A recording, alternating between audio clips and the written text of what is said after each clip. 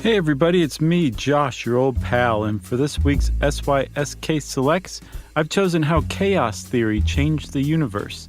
It first came out in July of 2016, and I have to say, I think it's one of the better science-y stuff you should know episodes of all time. There's just something about this that grabbed me and Chuck by the collars and said, I'm interesting, aren't I? And we said, yes, you definitely are.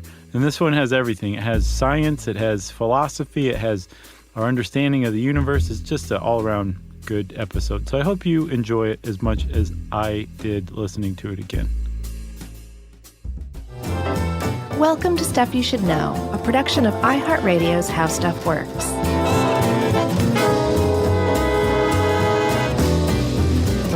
Hey, and welcome to the podcast. I'm Josh Clark with Charles W. Chuck Bryant, and there's Jerry over there. So this is Stuff You Should Know, the podcast about chaos theory. Like, have you ever seen Event Horizon? I did. Not bad. Great movie. Are you crazy? I don't think it was great. Oh, it's so imaginative. I thought it was okay.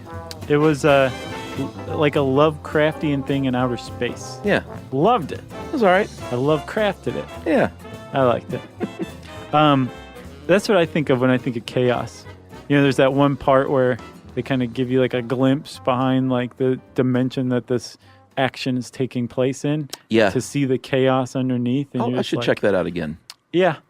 I think you should. I think about Jurassic Park and Jeff Goldblum as the creep. Dr. Malcolm explaining chaos in the little auto-driving SUV or whatever that was. Right. Yeah. That's what it was called in the script, the auto-driving SUV scene. Yeah, and you know what? I actually rewatched that scene, and it confirmed two things. One is that he actually did a pretty decent job for a Hollywood movie of a very rudimentary explanation of chaos. Yeah. And you watched it for this? Yeah. Oh, okay. Yeah, just that scene. Yeah. And then it also confirmed of what a creep that character was. Yeah. If you watch that scene, he's like, you know, he was all gross and flirty with her right in front of her ex. Right. But there's this, you know, he's talking to her. I didn't even notice this at first. He just touches her hair out of nowhere for no reason. Oh, really? He's just talking to her and he just like grabs her hair and touches it. Huh. And I'm like, what a creep. I know. If you look closely, you can see the hormones emerging through his chest hair. Yeah. It's grody. And I love Jeff Goldblum. It's not a reflection on him. He was basically doing Jeff Goldblum. Well, that's what yeah, sure. He's Jeff Goldblum. But I don't think that's how, in the manner in which he speaks, but I don't think he's a creep. Do you? Wow. I've got nothing against Jeff Goldblum. Oh, okay. I think he's doing Jeff Goldblum. It was also a sign of the times. Like if that movie were made today, Dr. What was her name in the movie? Ellie Sattler, I think? Yeah, Dr. Sattler would be like, it's very inappropriate to stroke my hair, dude. Yeah. Like, don't touch me. Right. But this was the 90s. Or was it the 90s? It was freewheeling. Or was it No, it was 90s. It was the early mid-90s, I think. Yeah. 92, 93, 94. The book came out in 1990. And in the book, Ian Malcolm, who's a chaotician. Yeah, a creep chaotician. Right. He goes into even more depth about chaos theory. Sure. But that was the first time I ever heard of chaos theory was from Jurassic Park. Yeah, me too, probably. And it was really misleading. I think the entire term chaos is very misleading as far as the general public goes, as from what I researched in this for this article. Well, yeah, I mean, you hear the word chaos as a English speaker, and you think frenetic and crazy. Out of control. Yeah, and that's not what it means in terms of science like this. Right. What it means, I guess we can say up front, is basically the idea that complex systems do not behave in very neat ways that we can easily grasp, understand, or measure. Right. And not even simple systems don't sometimes. Mm-hmm. It doesn't always have to be complex. But I want to give a shout out, in addition to our own article. Ooh. To when it comes to stuff like this, the brain breaking stuff for me. Man, this was a brain breaker. You know how I always go to like blank for kids, right? Because it always helps. If there's a dinosaur mascot on the page, it's a sure thing we can understand it. But the best explanation for all this stuff that I found on the internet was from a website called Abarim, Abarim Publications, which turns out to be a website about biblical patterns. Mm-hmm. And sandwiched in the middle there is a really great, easy to understand series of pages on chaos theory. Nice. So I was like, man, I get it now. In a rudimentary way. Right. Well, yeah. I think even a lot of people who deal with systems that display chaotic behavior, which I guess is to say basically all systems eventually under the right conditions, don't necessarily understand chaos. Yeah, and they define a complex system as specifically, it doesn't mean just like, oh, it's complex. I mean, it is. Right. But specifically, they define it in a way that helped me understand. It's a system that has so much motion, so many elements that are in motion. Moving parts. Yeah, that it takes like a computer to calculate all the possibilities of like what that could look like 5 minutes from now, 10 years from now. Right. So before computers came around, before the quantum mechanical revolution, it was a lot more basic. It was like, what comes up must come down. Stuff like that. Let's talk about that, Chuckers, because when you're talking about chaos theory, it helps to understand how it revolutionized the universe by getting a clear picture of how we understood the universe leading up to the discovery of chaos, right? Yeah.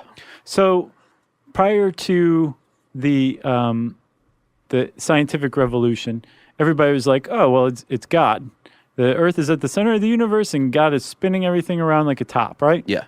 It was all a theistic explanation. Then the scientific revolution happens and people start applying things like math and making like mathematical discoveries and figuring out that there's order. They're finding order and patterns and predictability to the universe. Yeah. If you can apply mathematics to it. Yeah, specifically if you can apply mathematics to the starting point. Right. So if you can figure out how a system works, mathematically speaking, right? Yeah. You can go in and plug in whatever coordinates you want to. Yeah. And watch it go. You can predict what the outcome's going to be. And what this is that it's based on what at the time was a totally revolutionary idea. Initially, I think Descartes was the first one to kind of say, cause and effect is a pretty big part of our universe, right? Yeah, it was sort of like this is 1600s, where early science met philosophy. Right. They kind of complemented one another as far as something we're talking about determinism. Right. So that was the kind of the seeds of determinism was the scientific revolution. And like you said, where philosophy and science came together in the form of Descartes, right? Yeah. And then Newton came along and we did a whole episode on him. Yeah, January of this year. That was a good one. It was really good. Like, I think you said in that episode that there's possibly no scientist that's changed the world more than Newton has. Maybe. He's got legs. People shouted out others in email, but I'll just say he's near the top. For sure. With some other people. The cream. Yeah. So Newton came along, and Newton said... That was his name, Isaac the Cream Newton. Right. I think. And anytime he dunked, he'd be like, cream! Yeah.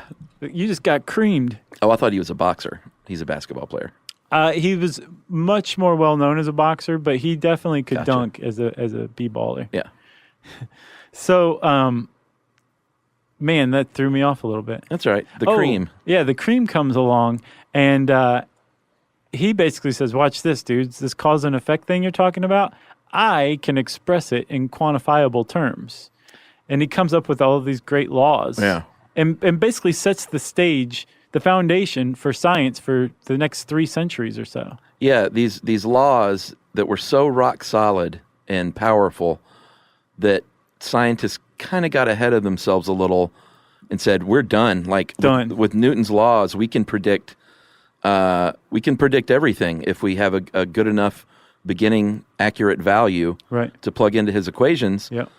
And they weren't, I think there was a little hubris and a little just excitement about like, well, we figured it all out. Right, that you could take Newton's laws, and if you had accurate enough measurements, you could predict what the outcome would be of that system that you plug those measurements into using these formula, right? And at the time, a lot of this was like planetary, like, well, we know that these planets are here and they're moving right. and they're orbiting. Yeah. So if we know these things, we can plug it into an equation and we can figure out what it's going to be like in 100 years. Exactly. And they figured out, and the basis of determinism is what we just said, that if you have accurate measurements, you can take those measurements and use them to predict how a system is going to change over time using differential equations, right?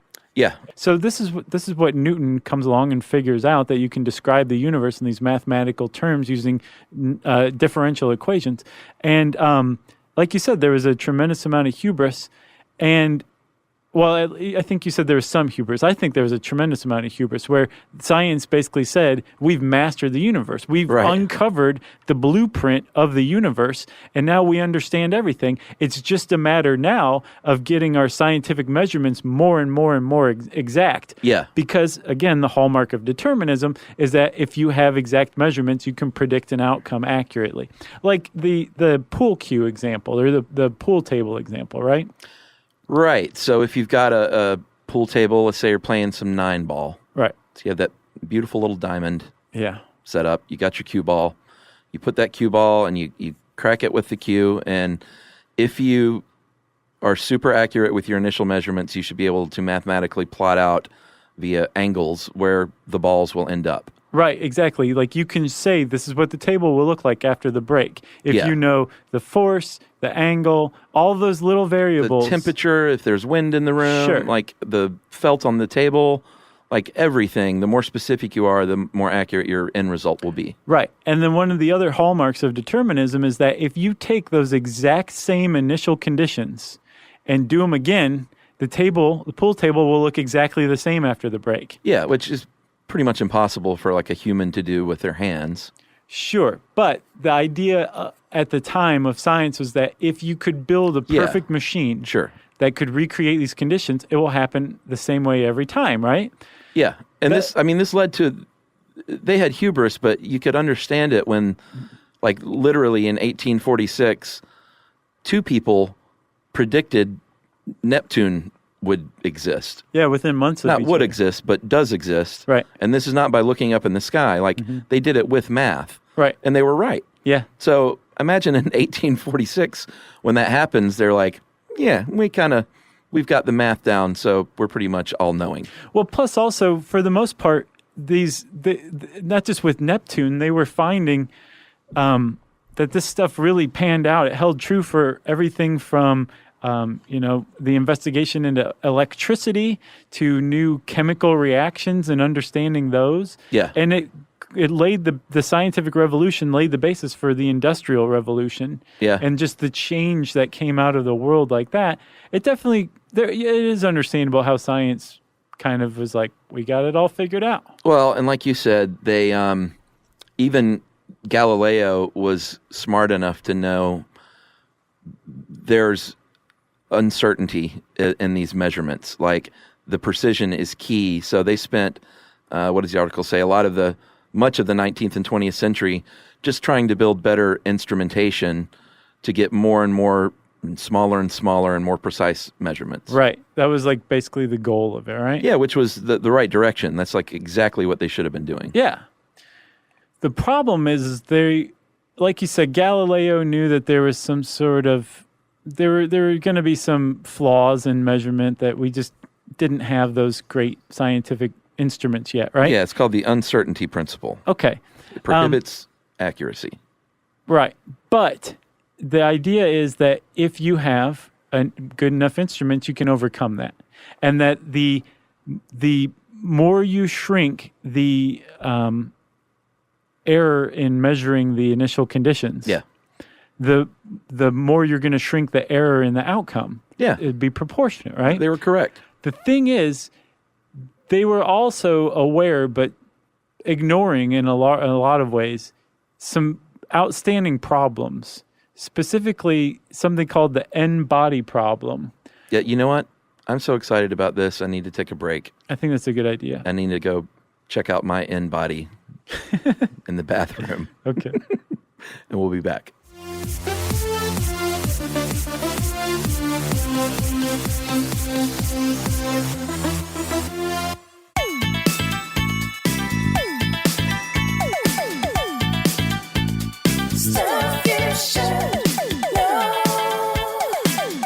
All right, Chuck, we're back. So there's some issues, right, with determinism. There's some weird problems out there that are saying like, hey, pay attention to me, because I'm not sure determinism works. Right. And one is the n-body problem. Yeah, how this came about was in 1885, there was King Oscar II of Sweden and Norway. Yeah. Don't want to leave out Norway, both. He said, you know what, let's offer a prize to anyone who can prove the stability of the solar system, something that has been stable for a long time before that. And a lot of the most brilliant minds on planet Earth got together and tried to do this with mathematical proofs, and no one could do it. And then a dude named Henri, you got to help me there with that last name. Poincaré. Ooh, say the whole thing. Henri Poincaré. Very nice. He was French, believe it or not. And he was a mathematician, and he said, you know what? I'm not going to look at this big picture of all the planets in the sun and all their orbits. You'd have to be a fool to try that. Sure. He said, I'm going to shrink this down, like we talked about, shrinking that initial value. Right. You know? Yeah. And that initial condition. And he shrunk it down. He said, I'm going to look at just a couple of bodies orbiting one another with a common center of gravity, and I'm going to look at this. And this was called the n-body problem. Yeah, which was smart to do, because the more variables you factor into a nonlinear equation like that, the harder it's going to be. So Sure. He shrunk it down. So the n-body problem has to do with 3 or more celestial bodies orbiting one another. So Poincaré said, I'll just start with 3. Yeah. Smart. And what he found from doing his equations for this King Oscar, the sequel prize, was that shrinking the initial conditions measurement or rate of error, right? Yeah. Did not really shrink the error in the outcome.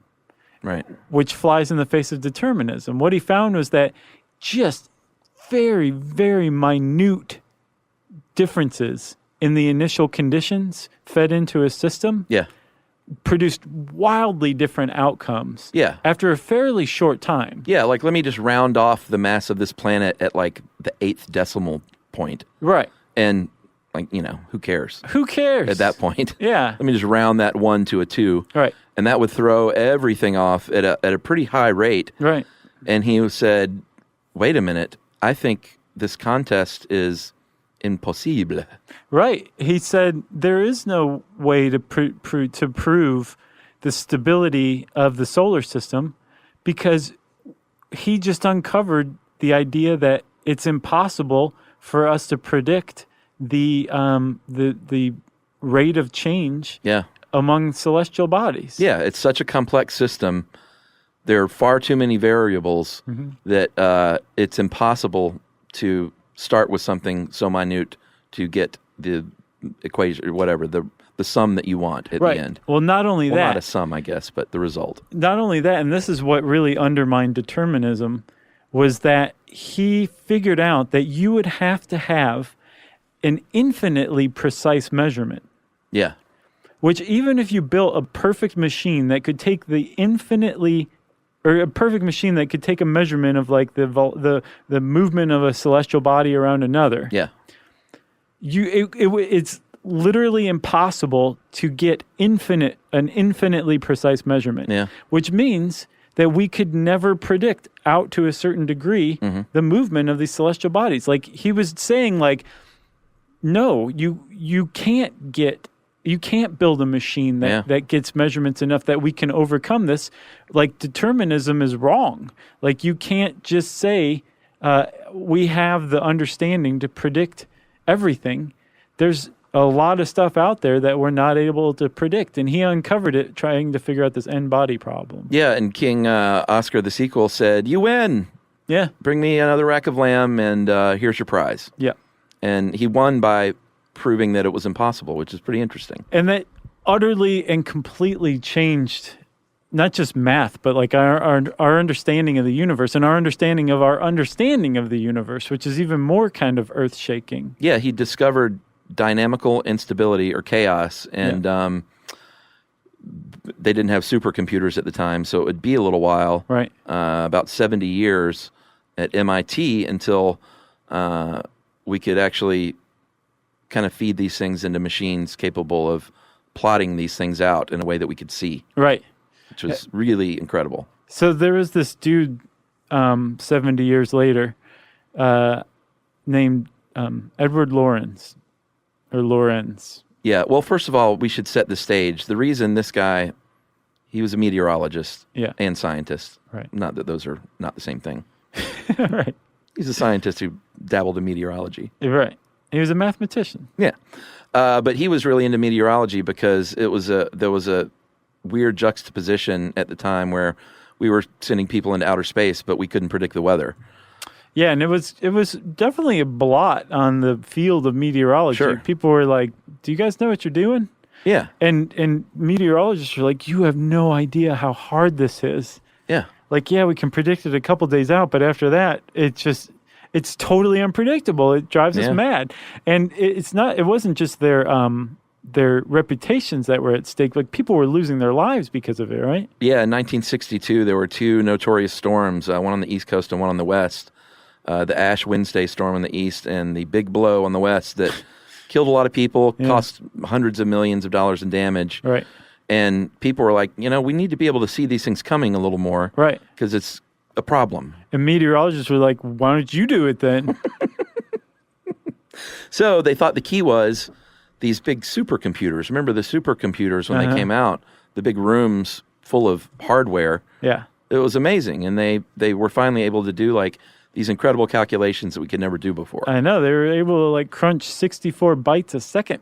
Yeah, we had the abacus and then the supercomputer. Right. There's nothing in between. I looked up the computer that Lorenz was working with. Was it the Whopper? A Royal McBee. What was the Whopper? War Games. Was it called the Whopper? Yeah. WOPR. Right. I can't believe they called it that. I know. Pretty stupid. So the guy just nicknamed it Joshua? No, Joshua was the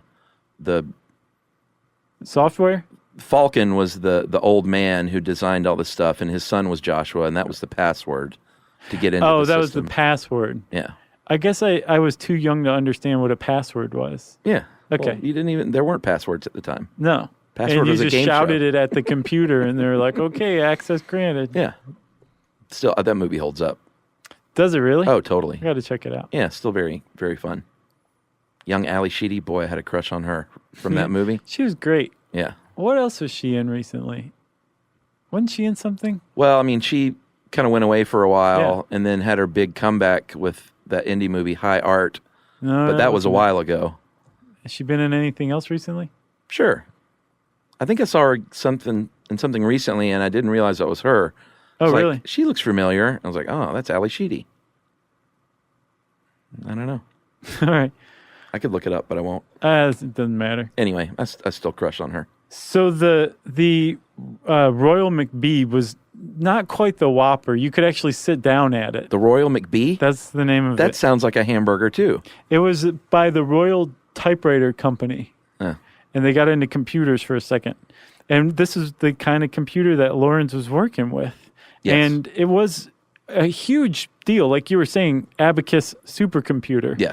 But it was still pretty dumb as far as what we have today is concerned. But it was enough that Lorenz and his ilk were like, finally, we can start running models and actually predict the weather.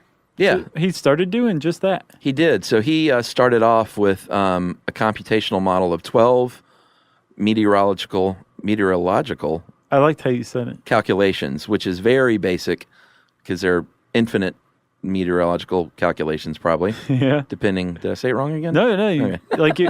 It sounds like you're about to say it wrong, and then you pull it out at the last second. Maybe. It's really impressive. But so that's very basic, but he wanted to start out, with something attainable. Right. So he narrowed it down to 12 conditions, basically, 12 calculations that had, temperature, wind speed, pressure, stuff like that. Right. Started forecasting weather.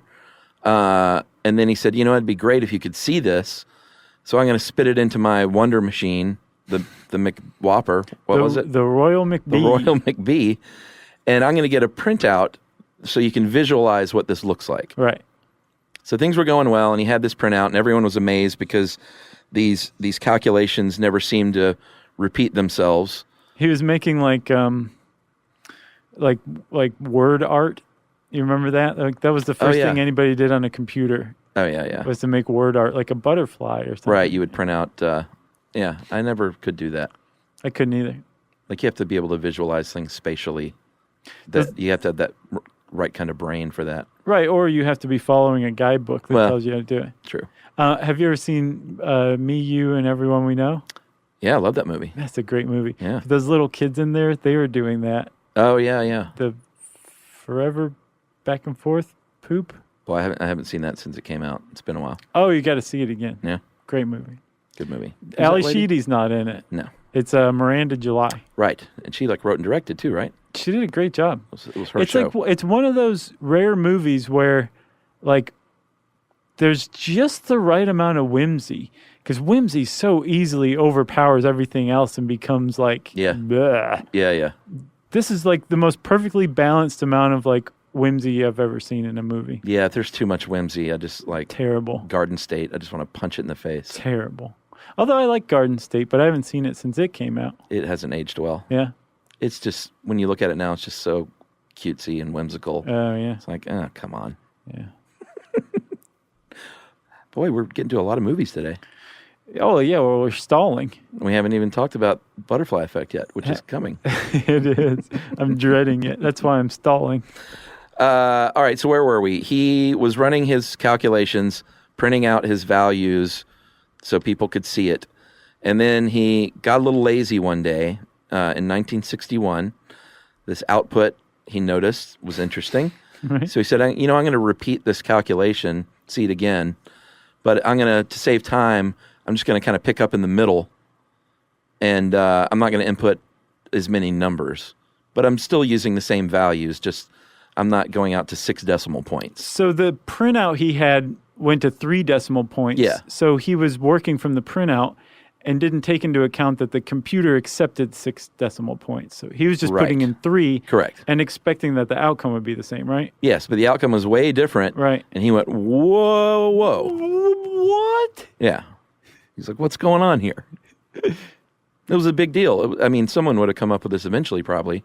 Yeah, but he sort of accidentally came upon it. It's neat that this guy did this because it changed his career. I think he went from emphasis on meteorology to an emphasis on chaos math. To stud scientist. Basically. So, I mean, the guy's got an attractor named after him, you know what I mean? Yeah, well, let's get to that. So Lorenz starts looking at this and he's like, wait a minute, this is weird. This is worth investigating. And like what was his name? Poincaré? Yeah. He said, I need fewer variables. So I'm not going to try to predict weather with these 12 differential equations that you have to take into account. I'm just going to take one aspect of weather called a rolling convection current. And I'm going to see how I can write it down in formula form. So a rolling convection current, Chuck, is where, you know how the wind is created, where air at the surface is heated and starts to rise. Yeah. And suddenly cool air from higher above comes in to fill that vacuum that's left. And that creates a rolling or vertically based convection current. Yeah. Okay? I would describe it as oven. Oven, boiling water, cup of coffee. Sure. Wherever there's a temperature differential based on a vertical alignment, you're going to have a rolling convection current, okay? Yeah, it sounds complex, but he just picked out one thing, basically, one condition. Right. And this is the one he picked out. But had you seen my hands moving, listeners, you would be like, oh, yeah, I know what you're talking about. He made little rolly motions. So he's like, okay, I can figure this out. So he comes up with three formulae that kind of describe a rolling convection current. And he starts trying to figure out how to describe this rolling convection current, right? Correct. And so, like I said, he got these 3 formulae, which were basically 3 variables that he calculated over time. And he plugged them in, and he found 3 variables that changed over time. Mm-hmm. And he found that after a certain point, when you graph these things out, and since they're 3, you graph them out on a 3-dimensional graph, so X, Y, and Z. Again, he wanted to just be able to visualize this. Right. Because it's easier for people to understand. He was a very visual guy. Totally. All of a sudden, it made this crazy graph where the line, as it progressed forward through time, went all over the place. It went from this axis to another axis to the other axis, and it would spend some time over here, and then it would suddenly loop over to the other one, and it followed no rhyme or reason. It never retraced its path, and it was describing how a convection current changes over time, right? Yeah. And Lorenz is looking at this.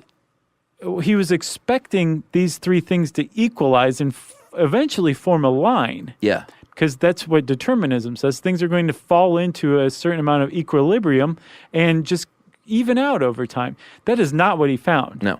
And what he discovered was what Poincaré discovered, which was that some systems, even relatively simple systems, exhibit very complex, unpredictable behavior, which you could call chaos. Yeah, and when you say things were going all over, like if you look at the graph, it's not just lines going in straight lines bouncing all over the place randomly. Right. Like there was an order to it, but the lines were not on top of one another. Like let's say you draw a figure eight with your pencil, and then you continue drawing that figure eight, it's going to slip outside those curves every time unless you're a robot. Sure. And that's what it ended up looking like. Yeah. It never retraced the same path twice, ever. It had a lot of really surprising properties. And at the time, it just fell completely outside the understanding of science, right? Yeah. Luckily, this happened to Lorenz, who was curious enough to be like, what is going on here? And again, he sat down and started to do the math and thinking about this, and especially how it applied to the weather, right? Yeah. And he came up with something very famous. Yes, the butterfly effect. Yes. This thing kind of looked like butterfly wings a little bit. Yeah. And B, when he went to present his findings, he basically had the notion, he's like, I'm gonna wow these people in the crowd in 1972. It's a conference that I'm going to, and I'm gonna say something like, the seagull flaps its wings and it starts a small turbulence that can affect weather on the other side of the world. Right. The small little thing will just grow and snowball and affect things. And he had a colleague who was like, seagull wings, that's nice. Right. And he said, how about this? And this is the title they ended up with.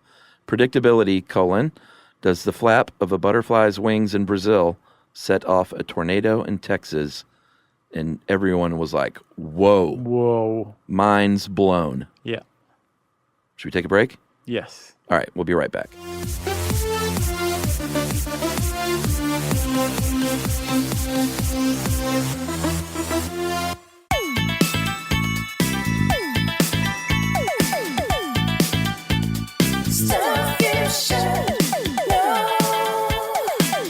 All right, so the Lorenz attractor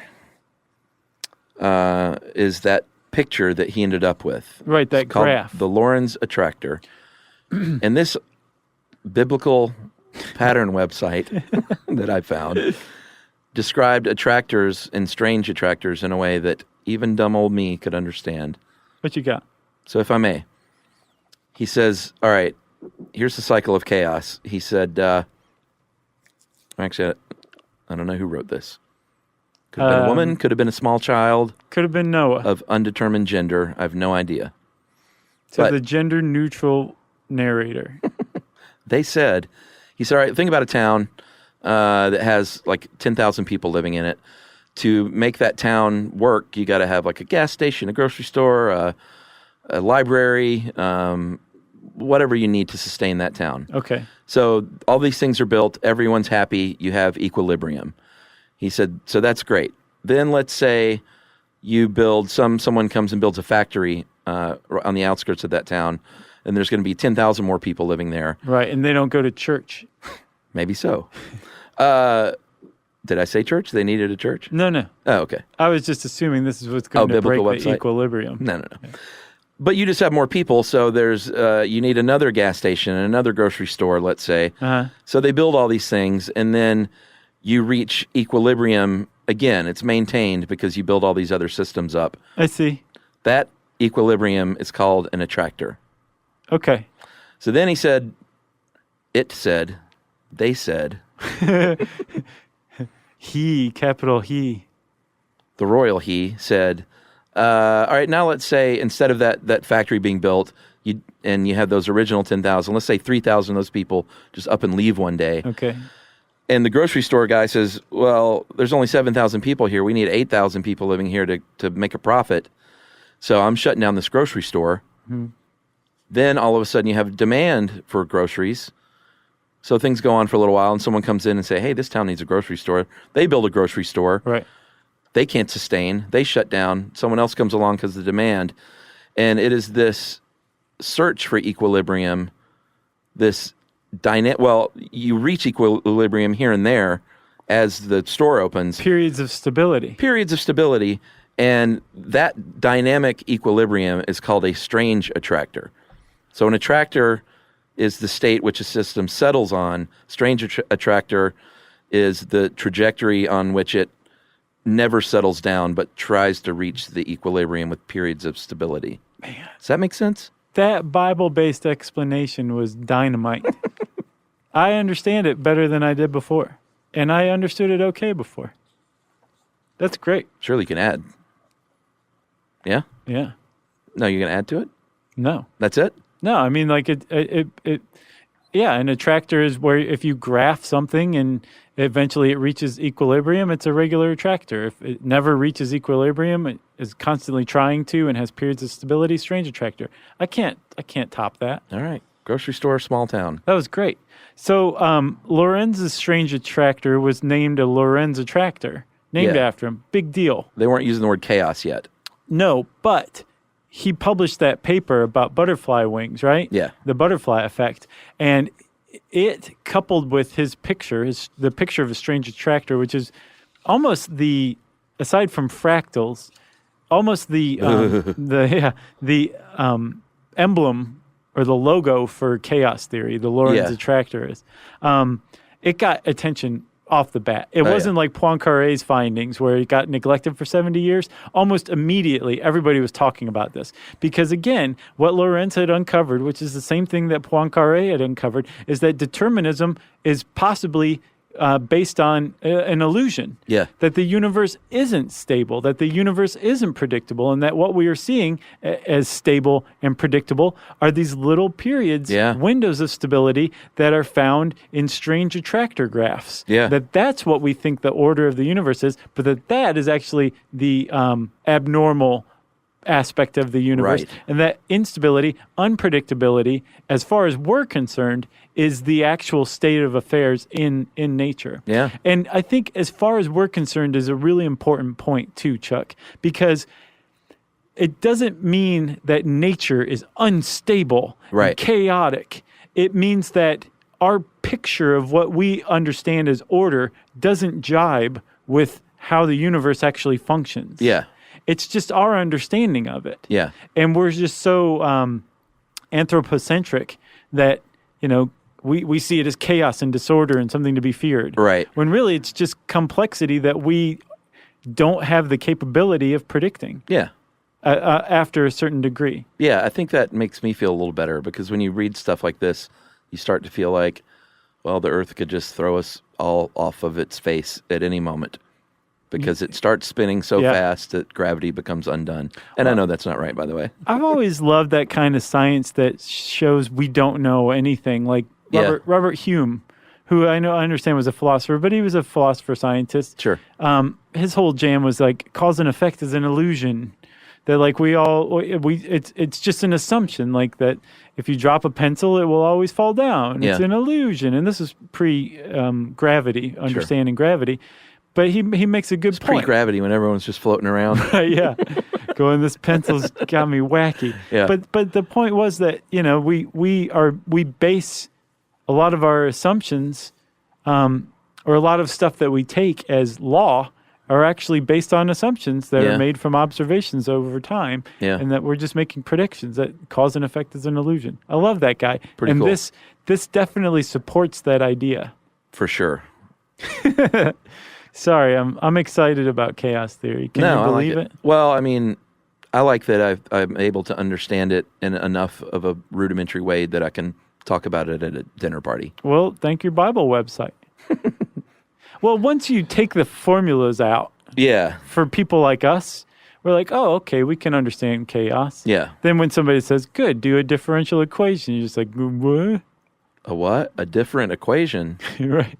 All right, so earlier I said that chaos had not been used, the word chaos, to describe all this junk. Right.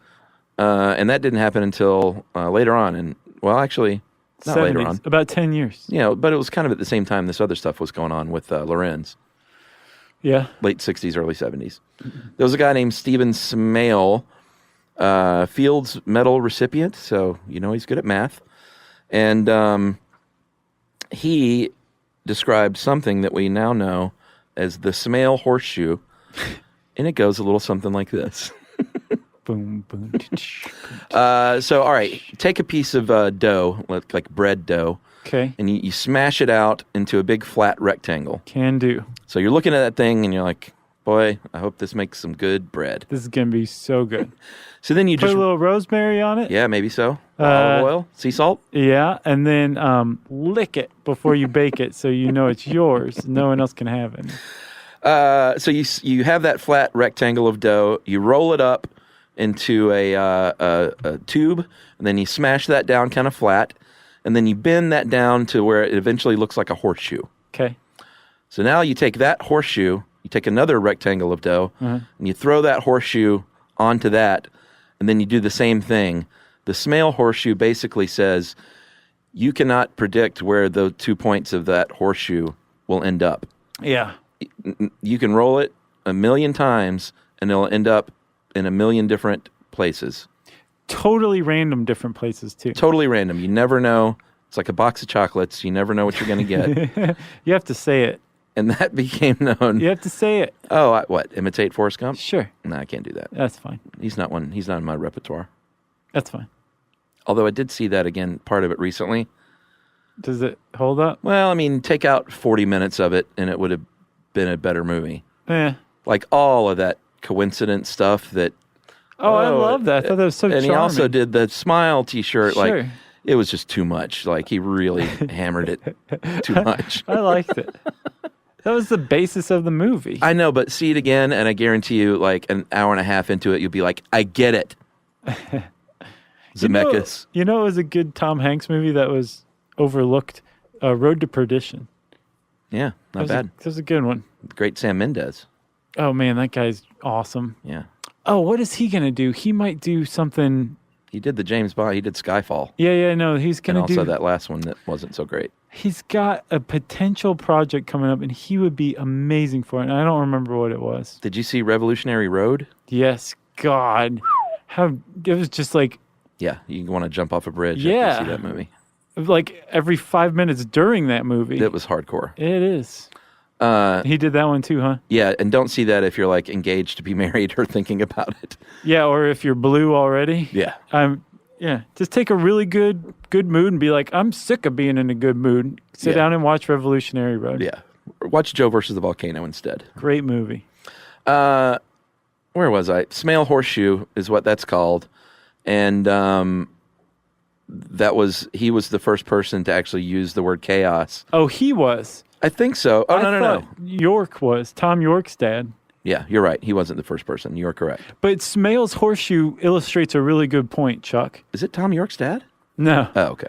No, but they're both British. Sure, Yorkies. Actually, one's Australian.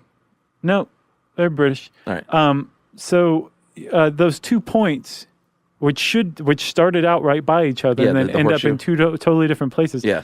That applies not just to bread dough, but also to things like water molecules that are right next to each other at some point, and then a month later, they're in two different oceans. Yeah. Even though you would assume that they would go through all the same motions and everything. Oh, sure. But they're not. There's so many different variables with things like ocean currents that two water molecules that were once side by side end up in totally random different places. Yeah. And that's part of chaos. It's basically chaos personified. Yeah. Or chaos molecule-fied. So we mentioned York. Where I was going with that was there was an Australian named Robert May, and he was a population biologist. Yeah. So he was using math to model how animal populations would change over time, giving certain starting conditions. So he started using these equations, these differential equations, and he came up with a formula known as the logistic difference equation that basically enabled him to predict these animal populations pretty well. Yeah, and it was working pretty well for a while, but he noticed something really, really weird, right? Yeah. He had this formula, the logistic difference equation is the name of it. Sure. Okay, so he had that formula, and he figured out that if you took R, which in this case was the reproductive rate of a animal population, and you pushed it past 3. The number 3. So that meant that the average animal in this population of animals had 3 offspring in its lifetime, or in a season, whatever. Yeah. If you pushed it past 3, all of a sudden the number of the population would diverge. Yeah, if you pushed it equal to 3, actually, or more. Right, it would diverge. Yeah. Which is weird because a population of animals can't be 2 different numbers, you know? Like that herd of antelope is not, there's not 30, but there's also 45 of them at the same time. Yeah. That's called a superposition, and that has to do with quantum states, not herds of antelopes. Sure. That was kind of weird. And then he found if you pushed it a little further, if you made the reproductive rate like 3.057 or something like that, I think it was a different number, but you just tweaked it a little bit, not even to 4. We're talking like millionths of a degree. Uh-huh. All of a sudden it would turn into 4. So there'd be 4 different numbers for that was the animal population. And then it would turn into 16. And then all of a sudden, after a certain point, it would turn into chaos. Yes. The number would be everything at once, all over the place, just totally random numbers that it oscillated between. Yeah, but in all that chaos, there would be periods of stability. Right. You push it a little further, and all of a sudden it would just go to 2 again. Yeah. But beyond that, it didn't go back to the original 2 numbers. It went to another 2. So if you looked at it on a graph, it went line, divided into 2, divided into 4, 8, 16, chaos, 2, 4, 16, 2, 4, 8, 16, chaos. Yeah. All before you even got to the number 4 of the reproductive rate. Yeah, and he was working with Mr. York because he was a little confounded. So he was a mathematician buddy of his, James York from the University of Maryland. So they worked together on this. And in 1975, they co-authored a paper called Period 3 Implies Chaos. And man, finally somebody said the word. Yeah. I kept thinking it was all these other people. Yeah, and this paper where they first debut the name chaos, they based it, Tom Yorkstead based it on Edward Lorentz's paper. Yeah. He was like, you know what? I have a feeling this has something to do with the Lorentz attractor. So that provided chaos to the world, and it was basically the third time a scientist had said, we don't understand the universe like we think we do. Yeah. And determinism is based on an illusion. Like, don't you get it? Of order in a really chaotic universe. And this established chaos. It took off like a rocket. In the 80s and the 90s, you know, as you know from Jurassic Park, chaos was everything. Everybody was like, chaos. This is totally awesome. It's the new frontier of science. Yeah. And then it just went away. And a lot of people said, well, it was a little overhyped. But I think more than anything, and I think this is kind of the current understanding of chaos, because it didn't actually go away. It became a deeper and deeper field, as you'll see. People mistook what chaos meant. It wasn't the new type of science. Yeah. It was a new understanding of the universe. It was saying, like, yes, you can still use Newtonian physics. Yeah, like, don't throw everything out the window. No. You can still try and predict weather and still try and build more accurate instruments. Right. And get, decent results, but you can't, with absolute perfection, 100% predict complex systems. Like determinism, the ultimate goal of determinism is false. It can never be done because we can't have an infinitely precise measurement for every variable or any variable. Therefore, we can't predict these outcomes, right?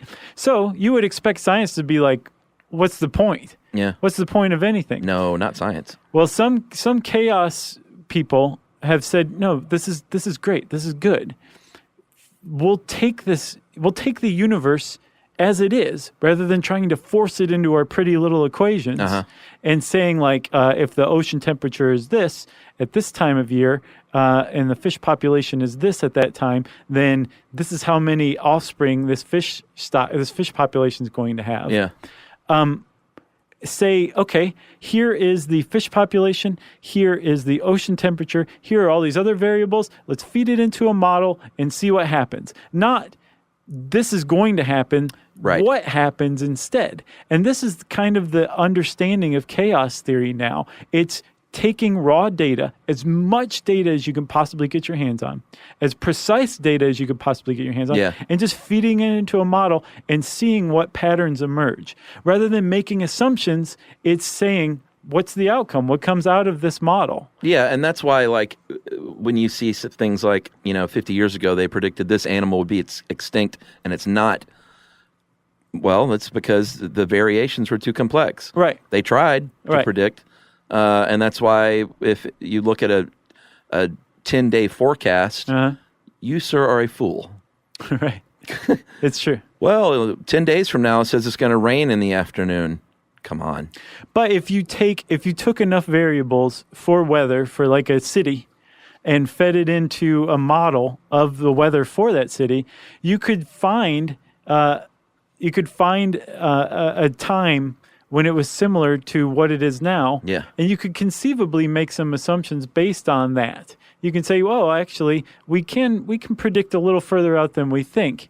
But it's based on this theory, this understanding of chaos, of unpredictability, of not forcing nature into our formulas, but putting data into a model and seeing what comes out of it. Yeah, and then at the end of that, you learn, like when that animal is not extinct, like you thought it would be, you go back and look at the original thing, and you have a more accurate picture of how the data could have been off slightly.